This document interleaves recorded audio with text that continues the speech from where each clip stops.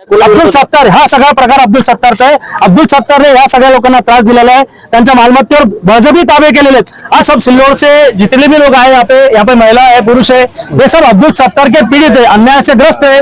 और महाराष्ट्र में एक में व्यक्ति है इम्तियाज जलील साहब, जिन्होंने सरकार के खिलाफ बोलने की हिम्मत दिखाई, उनके मंत्रियों के खिलाफ बोलने की हिम्मत दिखाई, उनके भ्रष्टाचार बाहर काटने की हिम्मत दिखाई।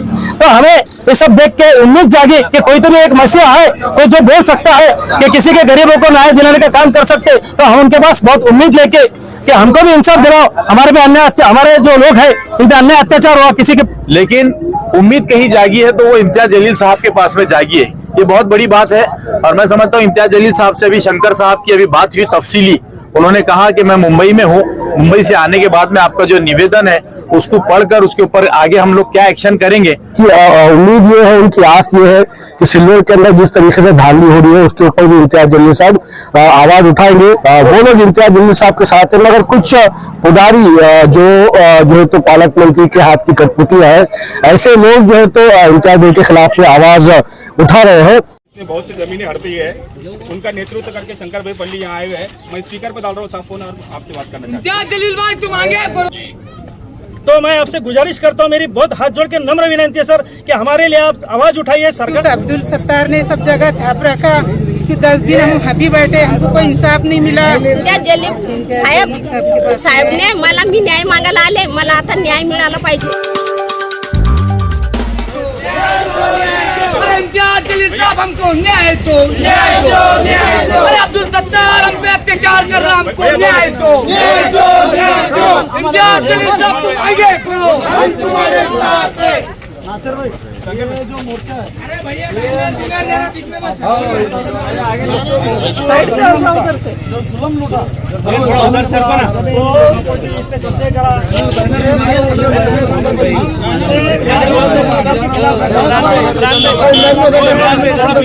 लेकिन कोई सुन नहीं रहा, पुलिस प्रशासन नहीं सुनता, सरकार नहीं सुन रही। हमारे को अभी किसी पे उम्मीद नहीं रही।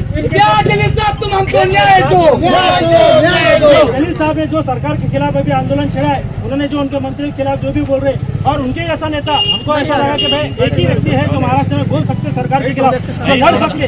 तो हमको लगा कि भाई जलील साहब के पास जाके हम इंसाफ मांगेंगे, हमारी जो है तकलीफ उनके सामने रखेंगे, उनको निवेदन देके हमारी मांग है कि हमारे हक के लिए आप आवाज उठाओ, सरकार के खिलाफ हमारी भी मांगे उनके सामने रखो। मेरे को पहले तो ये बताइए कि आप लोग कौन कौन सी पार्टी से? कोई पार्टी लोग हैं, सबके नंबर है सर, सबके नंबर है इसके अंदर। हर एक जो पीड़ित है, हर एक की तकलीफ शॉर्टकट में लिखी है हमने, उसका नंबर दिया हुआ है कि उसको क्या तकलीफ है, उसकी प्रॉपर्टी कौन सी बायोडाटा भी निकालो आप, और सबका डिटेल दिया हुआ है सर। हम कौन सी खानदान से ताल्लुक रखते हैं, हमारे घर में हाथ उंगली कितने हुए? नासिर भाई जितने 30 लोग हैं, 30-35 पंडित साहब ये अपने लिए आपको निवेदन देने आने चाहते हैं। जो सिल्लोड में इनके ऊपर जो अन्याय हुआ, जो वहाँ के स्थानिक आमदार है उसने बहुत सी जमीनें हड़पी है, उनका नेतृत्व करके शंकर भाई पंडित यहाँ आए हुए हैं। मैं स्पीकर पर डाल रहा हूँ साफ फोन और आपसे बात करना चाहता हूँ। जलील भाई तुम आगे बढ़ो। सर नमस्ते सर, मैं महेश शंकर बेली सर। सर मैं आपके पास बहुत उम्मीद लेके आया और आपके आपके जरिए से मुझे उम्मीद नजर आ रही कि आप हमारे सिल्लोड के लोगों को न्याय दे सकते हैं, क्योंकि हम पिछले 5-6 साल से सरकार के खिलाफ, पुलिस के खिलाफ, प्रशासन के खिलाफ लड़ के थक गए साहब। हमारे को कोई देखने को तैयार नहीं, कोई नेता हमारी सुनने को तैयार नहीं, सरकार हमको मतलब इंसाफ देने को तैयार नहीं। तो आप जिस तरह से सरकार के खिलाफ लड़ रहे हैं, सरकार के खिलाफ बोल रहे हैं, तो मैं पहले से ही आपका फैन हूँ सर। आप संसद में जिस तरह अपनी बात रखते थे, संसद में जो मुद्दे कट गए क्या, संसद में जो आप अभ्यास हो, आपका जो भाषण होता था, तो मैं उसको शेयर करता था सर। तो मुझे लगा कि एक व्यक्ति है जो सरकार के खिलाफ बोल सकते, गरीबों के लिए लड़ सकते, गरीबों के लिए हक दिलाने का काम कर सकते। तो मैं सब जितने पीड़ित लोग हैं सर, मैं सबको लेकर आया हूँ। उसमें 75% सर आपके मुस्लिम समाज है सर इसके अंदर। तो मैं आपसे गुजारिश करता हूँ, मेरी बहुत हाथ जोड़ के नम्र विनती है सर कि हमारे लिए आप आवाज उठाइए, सरकार के खिलाफ, इनके सरकार तक हमारी बात पहुँचाइए सर। अच्छा सर, दोनों ही एक ही पार्टी के सर, एक ही पार्टी के सर, कोई अलग नहीं, दोनों एक ही पार्टी के सर। नहीं सर, मैं कोई पार्टी का नहीं, मैं पीछे आप पार्टी में काम करता था, अभी कोई पार्टी का काम नहीं करता सर मैं।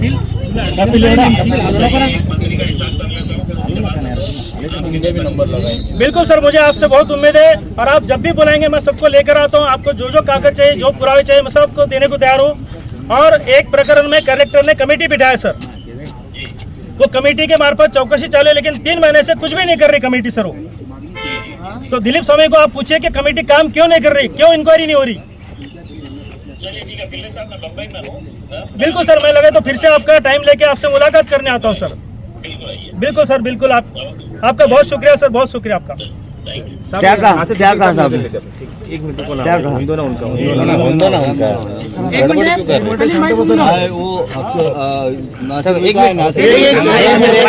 उनका सर्वजण कॉमन तुमचं काय म्हणणं होतं? इम्तियाज जलील सातत्याने संजय शिरसाट यांची वेगवेगळे घोटाळे करतायत आणि ही पार्श्वभूमी असतानाच तुम्ही तुमचे मुद्दे घेऊन सर, कोणीतरी महाराष्ट्रामध्ये सरकारच्या विरोधात बोलतोय, एखाद्या मंत्र्याच्या विरोधात बोलतोय, एखाद्या मंत्र्याचे भ्रष्टाचार बाहेर काढतोय, कोणीतरी बोलतोय ना, जो बोलतोय त्याच्याकडे माणूस जाईल ना। जर कोणी बोलत नसेल, निवेदन घेऊन इथं आला होता, आम्ही आमचे जेवढे पीडित लोक आहेत, कोणाचे प्लॉट बळकावलेले आहेत, कोणाच्या जमिनी बळकावलेले आहेत, कोणाच्या मालमत्तेवर आरक्षण टाकलेले, कोणावर खोटे गुन्हे दाखल केलेले आहेत, अशा विविध अन्याय अत्याचारमुळे लोक आमचे त्रस्त झालेले आहेत। आम्ही प्रत्येक पार्टीकडे गेलो, प्रत्येक नेत्याकडे गेलो, पण आमचं ऐकायला कोणीच तयार नाही। आणि पोलीस प्रशासन असेल आमच्या प्रकरणात न्याय द्यायला तयार नाही। कमिटी बसून 3 महिने झाले, चौकशी करायला तयार नाहीत। मग आम्हाला अब्दुल सत्तार, हा सगळा प्रकार अब्दुल सत्तारचा आहे। अब्दुल सत्तारने ह्या सगळ्या लोकांना त्रास दिलेला आहे, त्यांच्या मालमत्तेवर बळजबरी ताबे केलेले आहेत। आज त्याचा जो मेडिकल कॉलेज बनतोय सिल्लोडमध्ये, हॉस्पिटल आणि मेडिकल कॉलेज, ती जमीन त्याने बळकावलेली आहे। दुसरं असं की आता संजय शिरसाट यांचे समर्थक असा आरोप करतात इम्तियाज जलील यांच्यावरती, इम्तियाज जलील हे अब्दुल सत्तार यांच्या पाठिंब्यावरती त्यांच्या विरोधामध्ये। साहेब, मी राजकारणामध्ये जाऊ इच्छित नाही, त्यांचं काय असेल मला माहित नाही, पण मला असं वाटतंय की एकमेव व्यक्ती आहे जे संसदमध्ये अभ्यासू वृत्तीने बोलत होते। जो व्यक्ती अभ्यासू वृत्ती संसदेत मुद्दे मांडतात, तर तो व्यक्ती काहीतरी अभ्यासू असेल आणि लोकांच्या न्याय हक्कासाठी लढू शकतो, असा मला त्यांच्यावर ठाम विश्वास आहे सर। मग हे अब्दुल सत्तारच्या विरोधात संजय इम्तियाज जलील लढत। माझी मागणी आहे त्यांच्याकडे की अब्दुल, जसं तुम्ही आता सरकारच्या विरोधात बोलताय, एका मंत्र्याची तुम्ही काढलेलीच आहे भ्रष्टाचार बाहेर, तर अब्दुल सत्तारचं पण प्रकरण उचलावं आणि आमच्यासाठी त्यांनी सरकारसमोर आमचे मुद्दे ठेवून आम्हाला न्याय देण्यासाठी प्रयत्न करावा। कुठले कुठले घोटाळे आहेत सत्तारांचे? लोकांचे प्लॉट बळकावलेले आहेत, लोकांच्या जमिनी बळकावलेल्या आहेत, लोकांवर खोटे गुन्हे दाखल केलेले आहेत आणि MIDCच्या नावावर त्यांनी बोगस तिथे शेकडो संस्था रजिस्टर्ड केलेल्या आहेत आणि 700 हेक्टर जमिनीवर त्यांनी आरक्षण टाकलेले आणि बहुतांश शाखेमध्ये 75% मुस्लिम समाज आहे आणि हा समाज जवळपास 5 वर्षापासून माझ्यासोबत आहे। इम्तियाज जलील इथे नाहीये, तुमचं फोनवर संभाषण झालं ते काय? आम्ही त्यांच्याशी आता संभाषण केले, त्यांनी म्हणे एका मंत्र्याचा विषय मार्गी लागू द्या, दुसऱ्या मंत्र्याचा, दुसरी जे व्यक्ती आहे त्यांचा लवकरच मी लावतो, अच्छा त्यांनी आश्वासन दिलेलं आता फोनवर। हम सब सिल्लोड से जितने भी लोग आए यहाँ पे महिला है, पुरुष है, ये सब अब्दुल सत्तार के पीड़ित है, अन्याय से ग्रस्त है। और महाराष्ट्र में एकमेव व्यक्ति है इम्तियाज जलील साहब, जिन्होंने सरकार के खिलाफ बोलने की हिम्मत दिखाई, उनके मंत्रियों के खिलाफ बोलने की हिम्मत दिखाई, उनके भ्रष्टाचार बाहर काटने की हिम्मत दिखाई। तो हमें ये सब देख के उम्मीद जागी कि कोई तो भी एक मसीहा है, कोई जो बोल सकता है कि किसी के गरीबों को न्याय दिलाने का काम कर सकते। तो हम उनके पास बहुत उम्मीद लेके कि हमको भी इंसाफ दिलाओ, हमारे पे अन्याय, हमारे जो लोग हैं इन पे अन्याय अत्याचार हुआ, किसी के प्लॉट गए, किसी की जमीन गई, किसी की प्रॉपर्टी गई, किसी पे झूठे गुन्हे दाखिल किए गए।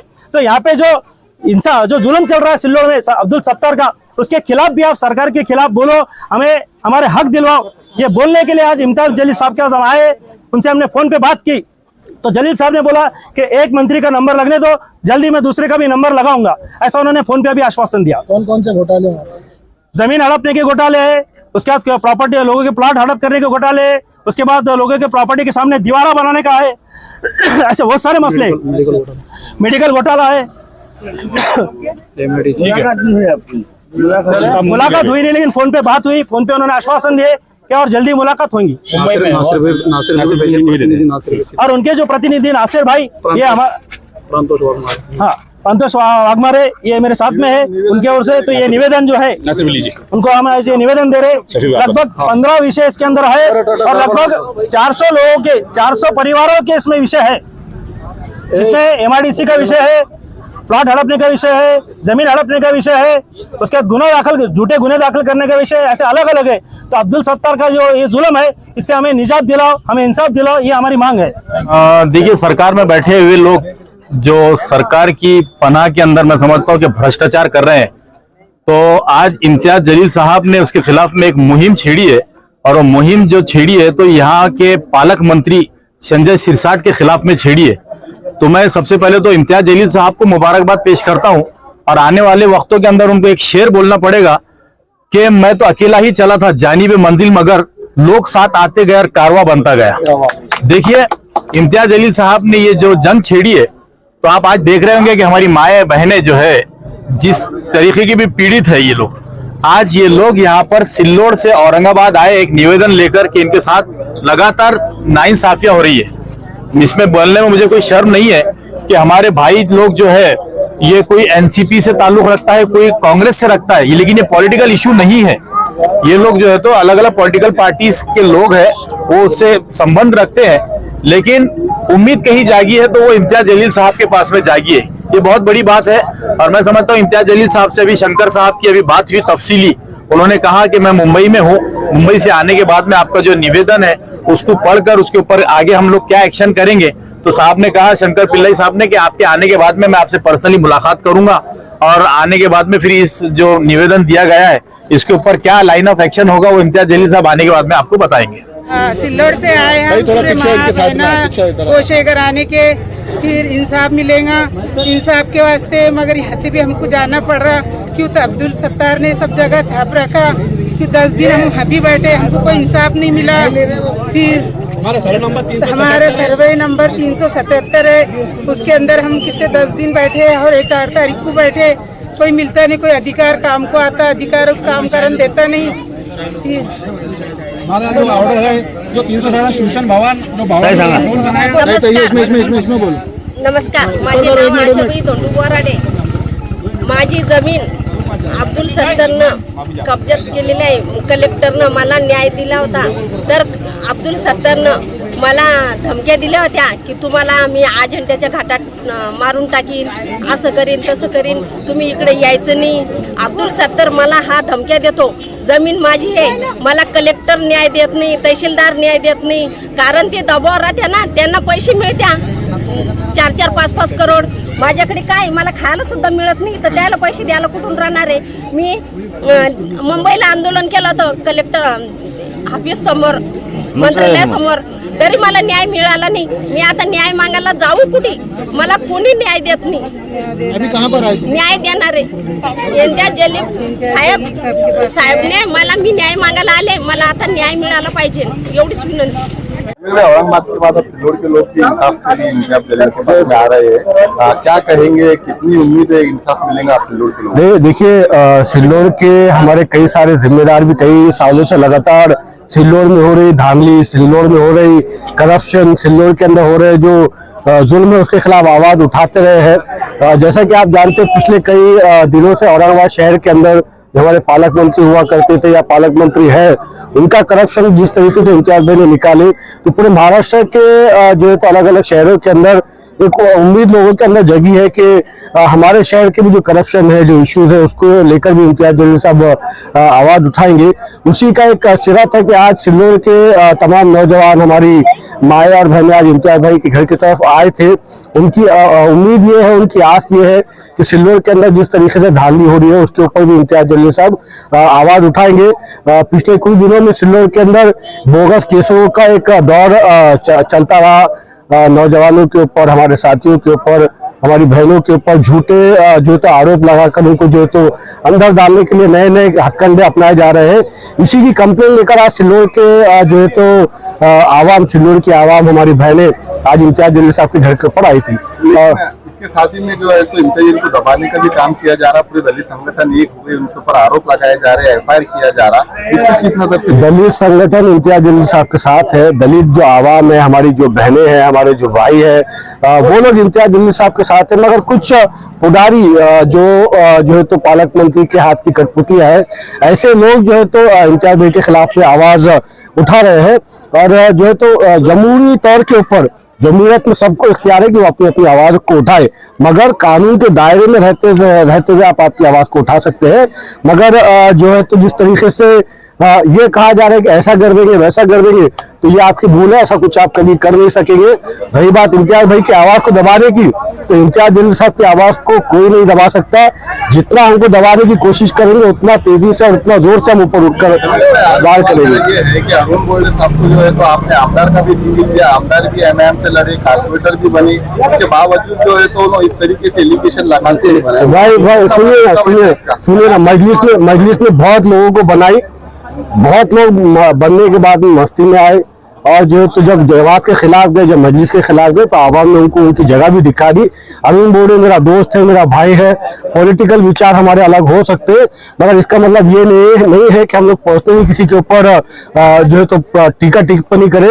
अरुण बोडे साहब से मेरी यही गुजारिश है कि कानून के दायरे में रहते हुए जो भी अपनी बात को है आपको रखना चाह रहे बिल्कुल रख सकते हैं।